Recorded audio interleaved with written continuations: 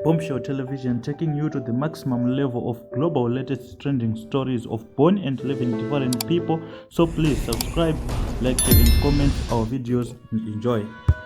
Nyaya dzinenge dzichiitika, nyaya dzinenge dzichitenderera, matrending stories ndo atinge tichingongova isusu zvamai manje tiri kupisa, tisi channel iri kurise very fast pamayoung youtubers ese, tisi tiri kupisa, tisi tiri nechimuti zvamai manje, tine nhapitapi dzega dzega dzenyaya. Saka don't forget to subscribe if you're new here. Asi kana uri returning subscriber, uri part of the family, zvinotendwa because our channel is growing each and every day. Tiri kuona ma-improvements, tiri kuona support yenyu, haiwa kushare, muri kushare mavideos ari kutenderera, takutaurwa kwese kwese, ndo zvataishuwa, ndo zvataida. It's free to subscribe. Nyaya ndayanaende yabounty list hanzi ari kushayiwa hope nekuda kwechipoko chasoldier love hanzi vane tatura vakaiswa vari pamwe chete rekubatanidzwa pavaidanana, asi hanzi soldier love pavakasiyana akaudza bounty list kuti no, wangobvisa tatu iri because hatisisiri tese, but hanzi bounty list haana kuteerera. Saka right now proof yandinayo iripo, pane post irapo ishu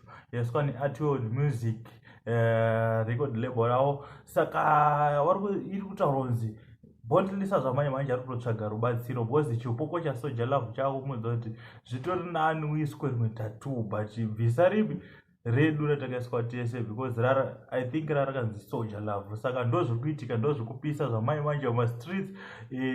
Bounty list hanzi ari kutotsvaga rubatsiro kumaprofita, kumapastors, kuna vanongokwanisa kuita se kumubatsira, mubatei moita sei momubatsira. Saka hatisi kuziva how far the truth is this, so hatisati aziva kuti Artworld yacreate here kana kuti, but don't forget to subscribe, and the voice is now yours in the comment section. Motiudza kuti mungofungei, ichokwadi here kana kuti vanhu vari kungogadzirawo nyaya chete kuti vaite se vaite mbiri. Saka ndo zvandanga ndinazvo muzuva ranhasi.